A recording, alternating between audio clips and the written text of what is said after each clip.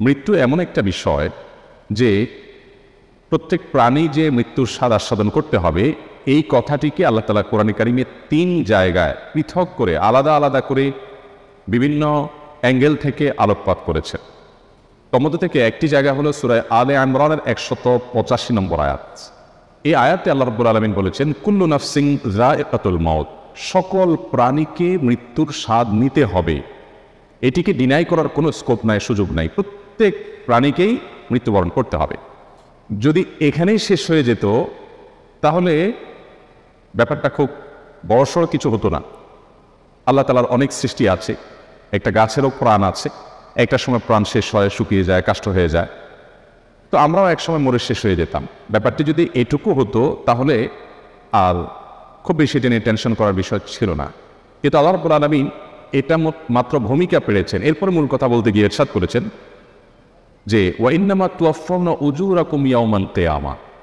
আসল ইস্যু হলো মৃত্যুবরণ করতে হবে, এটা বড় বিষয় না। বড় বিষয় হলো যে এরপর তোমাদেরকে কিয়ামত দিবসে আল্লাহ তাআলা তোমাদের জীবনের ছোট বড় প্রতিটি বিষয় সম্পর্কে পুঙ্খানুপুঙ্খ হিসেব করে তার পুরস্কার কিংবা তিরস্কার, শাস্তি কিংবা আল্লাহর পক্ষ থেকে উপঢৌকন, উপহার, বিনিময় আল্লাহ তাআলা তোমাদেরকে সেদিন বুঝিয়ে দিবেন। ফামান যুহযিহা আনিন নারি ওয়া উদখিলাল জান্নাতা ফাকাদ ফাজ। সেদিন যে ব্যক্তি আল্লাহর পক্ষ থেকে তার জীবনের আমলনামা অ্যানালাইসিস করার পর, মূল্যায়ন করার পর এই ঘোষণা পাবে যে তাকে জাহান্নাম থেকে মুক্ত ঘোষণা দেওয়া হয়ে গেছে এবং তাকে জান্নাতি এই ঘোষণা দেওয়া হয়ে গেছে, এই কথা যেই ব্যক্তি শুনতে পাবে এবং এই নিউজটা যে পাবে, এই বার্তাটা যে পাবে, ফাকাদ ফাজ, এই হলো পৃথিবীতে একমাত্র ব্যক্তি যে বলতে পারে আমি সফল হয়ে গেছি। এই সফলতার পর আর কোনো ব্যর্থতা কখনো তাকে স্পর্শ করতে পারে না। পৃথিবীর সকল সফলতার পর আবার কোনো ব্যর্থতা তাকে স্পর্শ করতে পারে। এই আতঙ্ক, এই চিন্তা, এই টেনশন আমাদের মধ্যে কাজ করে। একজন মানুষ যত সফলই হন নিজের জায়গায়, তার সেক্টরে, আপন আলোয়, আপন জগতে, একটা পর্যায়ে তার সফলতাটা থেমে যেতে পারে, যে কোনো মুহূর্তে ব্যর্থতায় পর্যবসিত হয়ে যেতে পারে। এই রিস্ক পৃথিবীর সকল মানুষের সকল স্তরে থাকে। শুধুমাত্র এই ঘোষণা যেদিন মানুষ পাবে কিয়ামতের ময়দানে, যে তোমাকে জাহান্নাম থেকে মুক্ত ঘোষণা করা হলো এবং জান্নাতে যাওয়ার আহ্বান করা হলো, নির্দেশ দেওয়া হলো, এরপর থেকে আর ব্যর্থতা বা ভয় বা শঙ্কা বলতে কোনো কিছু আর থাকবে না। আল্লাহ রাব্বুল আলামিন এই পৃথিবীতে যত কিছু সৃষ্টি করেছেন আমরা সবাই জানি, এ বিষয়ে কোনো শিক্ষিত অশিক্ষিত কোনো মানুষই দ্বিমত করেন না। সেটি হলো এই পৃথিবীর সকল উপভোগের বিষয়গুলো, প্রথমত এগুলোতে প্রাপ্তির কোনো নিশ্চয়তা থাকে না। আমরা যে স্ট্রাগল করি, চেষ্টা করি কোনো একটি জায়গায় যাওয়ার, সেটি পাবো যে কোনো গ্যারান্টি থাকে না, এক। দ্বিতীয়ত হলো যদি আমরা সেটা পেয়েও যাই, অধরা জিনিসটা যদি আমরা ধরে ফেলতেও পারি, আমাদের তৃপ্তির স্থায়িত্ব থাকে না। অর্থাৎ প্রাপ্তি নিশ্চয়তা নেই আর তৃপ্তির স্থায়িত্ব নেই। আর জান্নাতের বিষয়ে আল্লাহ তাআলা বলেছেন যে সেখানে প্রাপ্তির নিশ্চয়তাও আছে আর তৃপ্তির স্থায়িত্ব আছে। এই জায়গা থেকে একজন মানুষ মৃত্যু পরবর্তী জীবন নিয়ে ভাববেন, চিন্তা করবেন।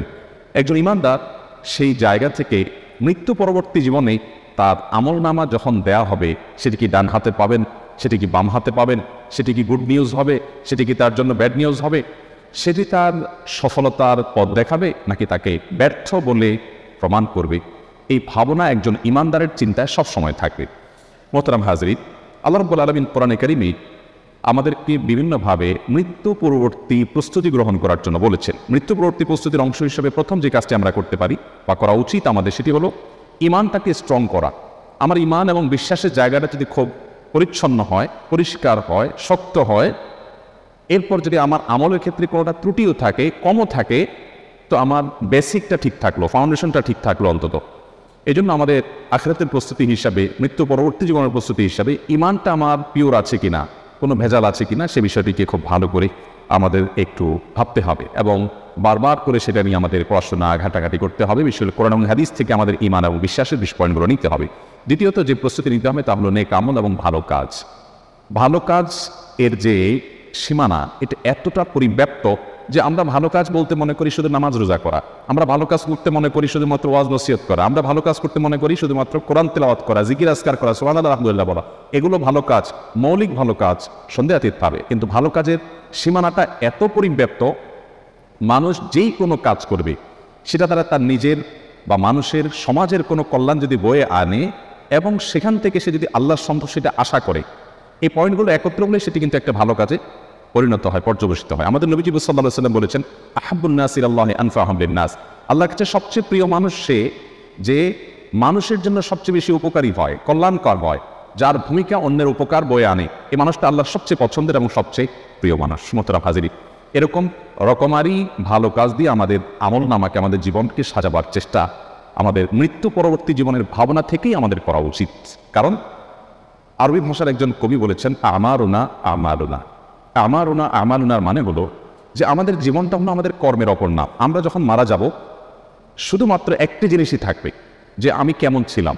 দিন শেষে মানুষ আলোচনা করবে লোকটা এমন ছিলেন, এমন ছিলেন, এমন ছিলেন না। তার মানে কর্মগুলোই থেকে যাচ্ছে, আর আমল নামাতেও সেটি থাকবে, আখিরাতেও সেই জিনিসটি যাবে। এই জন্য মৃত্যু পরবর্তী জীবনের প্রস্তুতির জায়গা থেকে প্রতিটি কাজ, প্রতিটি পদক্ষেপের সময় একজন ইমানদার ভাববেন যে এটি আমার মৃত্যুর পরে যে অনন্তকালের জীবন আসছে, যে জীবনের শুরু আছে আর শেষ নেই, সেখান থেকে আর ব্যাক করার সুযোগ নেই, সেই জীবনে এটি আমার ভালো কাজের মধ্যে গণ্য হবে নাকি মন্দ কাজের মধ্যে গণ্য হবে। আল্লাহ রাব্বুল আলামিন কোরআনে কারিমে একটা আয়াত বলেছেন, যেটা রীতিমতো একটা থ্রেড বলতে পারি আমরা, যেটা রীতিমতো আমাদের ইমানকে জাগিয়ে দেওয়ার জন্য যথেষ্ট হতে পারে। আল্লাহ বলেছেন, ফালা তামুতুন্না ইল্লা ওয়া আনতুম মুসলিমুন, তোমরা সবাই মৃত্যুর স্বাদ আস্বাদন করতে হবে, এটা তোমরা জানো। অতএব তোমরা কেউ মুসলিম না হয়ে আমার কাছে এসো না, খবরদার। মুসলিম না হয়ে তুমি মৃত্যুবরণ করো না। মুসলিম না হওয়া মানে পরিপূর্ণভাবে আল্লাহ তাআলার কাছে নিজেকে সমর্পণ করা, আল্লাহ রাব্বুল আলামিনের আদেশ নিষেধের আলোকে নিজেকে সাজানো। মোহতারাম হাজিরি, সেই জায়গা থেকে আমাদের নেক আমলের চর্চা হবে আমাদের আখিরাতের প্রস্তুতির অন্যতম একটা পয়েন্ট। নাম্বার 3, তাওবা নাসুহা করা। একজন ইমানদার বারবার নিজেকে জিজ্ঞাসা করবেন যে আমি কোন জায়গায় আছি, আমি কি জান্নাতের রুটে আছি নাকি জাহান্নামের রুটে আছি। আমার কর্ম, আমার চিন্তা, আমার ভাবনা, আমার আচরণ, আমার লেনদেন, আমার সার্বিক বিষয় আসর, এগুলো কি আমাকে জান্নাতের দিকে অগ্রসর করছে না জাহান্নামের দিকে অগ্রসর করছে। যদি আমি ভুল পথে কিছুটা অগ্রসর হই, তাহলে থেমে গিয়ে রুটটা চেঞ্জ করা, এটার নামই তওবা। তওবা শব্দের অর্থই হলো ফিরে আসা, তার মানে ভুল থেকে ফিরে আসা। প্রতিনিয়ত ইমানদারি কাজটি করতে থাকবে এবং সেই সাথে আল্লাহর কাছে ইস্তিগফার করতে থাকবে। এটি তার আখিরাত এবং পরকালের ভাবনা থেকে। পরকালের ভাবনা এমন একটা জিনিস, এটি যদি কোনো মানুষের মধ্যে চলে আসে, তাহলে তাকে সৎ করবার জন্য পৃথিবীর কোনো মনিটরিংয়ের প্রয়োজন আর হবে না। আমরা কদিন আগে বিভিন্ন জাতীয় গণমাধ্যমে একটি সংবাদ বেশ ঘটা করে প্রকাশ হতে দেখেছি যে কোনো একজন রেলওয়ে কর্মচারী বা কর্মকর্তা, তিনি বৃদ্ধ বয়সে এসে তার বোধোদয় হয়েছে যে তিনি বিনা পয়সায় রেলে বহু চড়েছেন। এখন তিনি রেল কর্তৃপক্ষের কাছে এসে তার সারা জীবনের সে ভুলের প্রায়শ্চিত্ত করে সকল টাকা তিনি জমা দিতে এসেছেন। এই যে বিবেচনা বোধ তার মধ্যে জাগ্রত হয়েছে, এটা শুধুমাত্র পরকালের ভাবনা থেকে, অন্য কোনো কিছু নয়। মোহতারাম হাজির, এই জায়গা থেকে একজন মানুষ যদি প্রকৃত সৎ মানুষ হতে চান, তাহলে তার ভিতর আখিরাতের প্রতি ঈমানের ভাবনাকে জাগ্রত করা এবং সেই জায়গা থেকে মৃত্যু পরবর্তী প্রস্তুতি গ্রহণ করার কোনো বিকল্প পথ আমাদের সামনে খোলা নেই। আল্লাহ রাব্বুল আলামিন কুরআনে হাকিমে বলেছেন, ওয়া আম্মা মান খাফা মাকামা রাব্বিহি ওয়া নাহান নাফসা আনিল হাওয়া ফাইন্নাল জান্নাতা হিয়াল মাওয়া। জান্নাতের এই নেয়ামত আল্লাহ তাআলা ওই ব্যক্তিকে দিবেন যে ব্যক্তি আল্লাহর সামনে দাঁড়াতে হবে, আল্লাহর সামনে যেতে হবে এবং সকল কিছুর হিসেব দিতে হবে, এই ভয় যার অন্তরে তিনি জাগ্রত রাখেন, এই ভাবনা সবসময় যাকে তাড়িয়ে বেড়ায় এবং এই চিন্তা থেকে তিনি প্রতিটা পদক্ষেপ হিসেব করে ফেলেন, এই মানুষটিকে আল্লাহ তাআলা জান্নাত দিবেন। অতএব মৃত্যু পূর্ববর্তী ভাবনা প্রতি মুহূর্তে আমাদেরকে আলোকিত করবে, আমাদেরকে সৎ করবে, আমাদেরকে আল্লাহ তাআলার নিকট জবাবদিহিতার বোধের কারণে আমাদেরকে অসততার পথ থেকে বাঁচাবে। অতএব সেই জায়গা থেকে মৃত্যু পূর্ববর্তী প্রস্তুতি হিসাবে প্রতিনিয়ত তওবা করতে থাকতে হবে। তওবা এমন একটা আমল যে তওবার মাধ্যমে পূর্বের সমস্ত গুনাহ আল্লাহ তাআলা মাফ করেন, সকল পাপ, সকল অপরাধ আল্লাহ তাআলা ক্ষমা করে দেন। বান্দা যদি সত্যি তার ভুলটা বুঝতে পারেন, এরকম সুযোগ ইমানদারকে আল্লাহ তাআলা দিয়েছেন যে এই সুযোগটা যদি কেউ হাতছাড়া করে ফেলে, আপনার যখন মৃত্যু এসে যাবে, আমাদের যখন মৃত্যু এসে যাবে, কিংবা মৃত্যুর আলামত যখন প্রকাশ হবে, আমি যখন বুঝতে পারবো যে আমি শেষ, আর আমি দুনিয়াতে কোনো সুযোগ পাচ্ছি না, ওই টাইমের তওবা, একেবারে শেষ মুহূর্তের তওবা আল্লাহ কবুল করবেন না। তার আগ পর্যন্ত এমন কোনো পাপ নেই, এমন কোনো অপরাধ নেই। মানুষ বিভিন্ন সময় জিজ্ঞাসা করে অমুক অপরাধ করলে আল্লাহ মাফ করবেন কিনা। এমন কোনো অপরাধ নেই যেটা ক্ষমারও যোগ্য। এমনকি আমরা বলি শিরক ক্ষমারও যোগ্য, এই কথাটাও এভাবে বলা সঠিক নয়। শিরকও ক্ষমারও যোগ্য নয়, শিরকও ক্ষমার যোগ্য অপরাধ। যদি আমি জীবদ্দশায় সেই জায়গা থেকে সরে আসি, আমি আমার কৃতকর্মের জন্য আল্লাহর কাছে অনুতপ্ত হয়ে মাপ চাই, লজ্জিত হই, নিজেকে চেঞ্জ করি, পরিবর্তন করি, নতুন জীবন গড়বার চেষ্টা আমি শুরু করে দেই, তাহলে আল্লাহ তাআলা পূর্বের শিরকের অপরাধও মাফ করে দিবেন।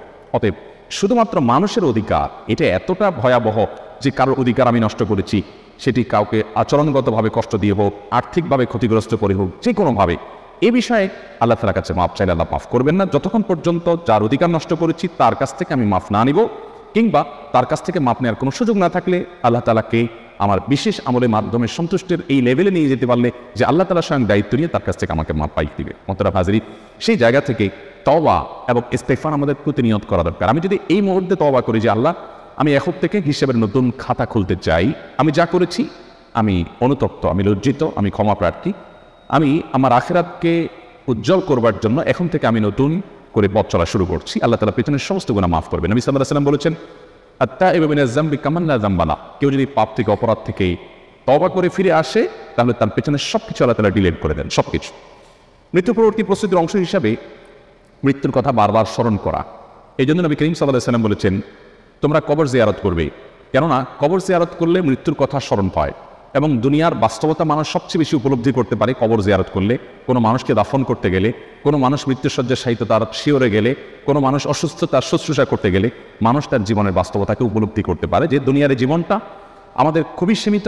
আল্লাহ তাআলা এটাকে এতটাই অনিশ্চিত রেখেছেন যে পৃথিবীতে কেউই বলতে পারে না তিনি কতদিন বাঁচবেন। আল্লাহ তাআলা কোরআনে কারীমে রীতিমতো ঘোষণা দিয়ে দিয়েছেন যে কিছু জিনিস মানুষ আগাম অনুমান করে বলতে পারে, কিন্তু কে কখন মারা যাবে এই তথ্য পৃথিবীতে কোনো মানুষকে আল্লাহ তাআলা আগে জানার ব্যবস্থা রাখেন নাই। এটির অন্যতম কারণ যে আমরা আগে থেকে যেন অ্যালার্ট থাকি এবং সতর্ক থাকি। মোহতারাম হাজিরিন, এই জন্য নবী করিম সাল্লাল্লাহু আলাইহি ওয়াসাল্লাম বলেছেন তিরমিজিতে হাদিসটি আসছে, কুক আকফিরু হাযিমিজ লাজ্জাতিল মউত, মৃত্যু যেটা মানুষের বিভিন্ন স্বাদের সাথে মানুষের যে কানেকশন এটাকে ডিসকানেক্ট করে দেয়, সে মৃত্যুর কথা বেশি বেশি স্মরণ করবে। আমরা যখনই একাকী নির্জনে একটু ভাবার সুযোগ পাবো, আমরা যখন মৃত্যুর কথা ভাববো, মৃত্যু পরবর্তী জীবনের কথা ভাববো, তো সাথে সাথে আমাদের মধ্যে আল্লাহর নিকট জবাবদিহিতার বোধের যে জায়গাটা সেটাকে খুব দারুণভাবে তৈরি করবে এবং ফলশ্রুতিতে আমরা সততার পথে চলতে সহায়ক হবে ইনশাআল্লাহ তাআলা।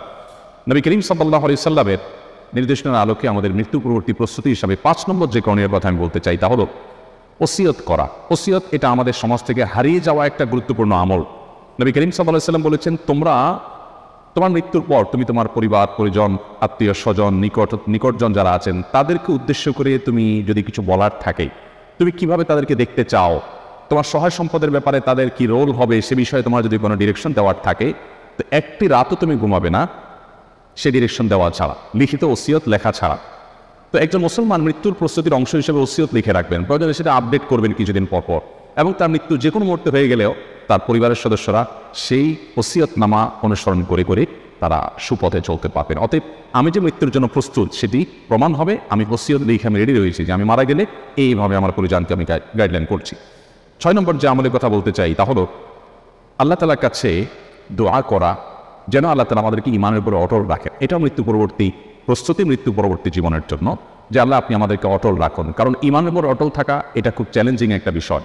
পৃথিবীর বয়স যত বাড়বে, পৃথিবীর আয়ু যত বাড়বে, ঈমানের উপর অটল থাকা তত কঠিন হবে। নবী করিম সাল্লাল্লাহু আলাইহি ওয়াসাল্লাম বলেছেন এমন একটা সময় আসবে মানুষ সকালে মুসলমান থাকবে, বিকালে বেঈমান হবে, সন্ধ্যায় মুসলমান হবে, আবার সকালে বেঈমান হয়ে যাবে। অর্থাৎ ঈমানটা এত ঠুনকো হয়ে যাবে, পৃথিবী নানাভাবে মানুষের সামনে উপস্থাপিত হবে, মানুষের ঈমান দিন দিন দুর্বল হবে, নানামুখী ষড়যন্ত্র, শয়তানি ষড়যন্ত্র ঈমান হরণ করার জন্য তৈরি হবে, এগুলোতে ঈমান টিকিয়ে রাখা খুব কঠিন হবে। এই সময়টাতে একজন ঈমানদার আল্লাহ তাআলার কাছে দোয়া করবেন যে আল্লাহ আমার যেন ঈমানের উপর আমি অটল থাকি। নবী সাল্লাল্লাহু আলাইহি ওয়াসাল্লাম দোয়া করতেন ইয়া মুকাল্লিবাল কুলুব সাব্বিত কলবি আলা দীনিক, হে অন্তরকে পরিবর্তনকারী আমার অন্তরকে আপনি আপনার মুখী করে দিন এবং আপনার দিকে আমার অন্তর যেন সবসময় ঝুঁকে থাকে আপনি সেরকম করে দিন।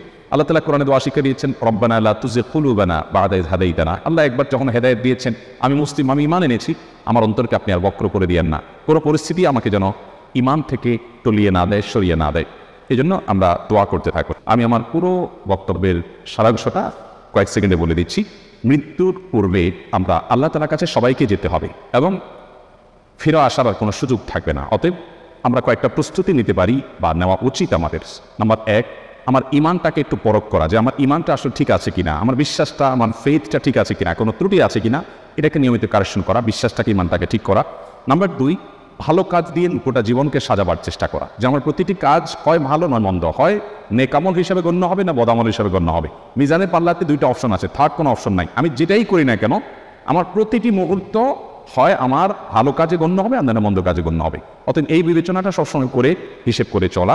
নাম্বার 3, সবসময় তওবা করতে থাকা। আমরা মানুষ ভুল হতেই পারে, অতএব প্রতিনিয়ত তওবা করে করে কারেকশন করে নতুন করে পথ চলা শুরু করা।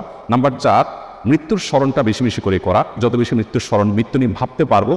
বিশেষ করে কবরস্থানে যাওয়া, মাঝে মধ্যে কোনো মানুষ মারা যায়নি তারপর আপনি কবরস্থানে চলে গেলেন আত্মীয় স্বজনের কবর জিয়ারত করার জন্য, কিছুক্ষণ দাঁড়ালেন, তাদেরকে সালাম বিনিময় করলেন, আপনার ভিতরে ভাবোদয় হবে যে আমাকে একদিন আসতে হবে এই জায়গাটাতে।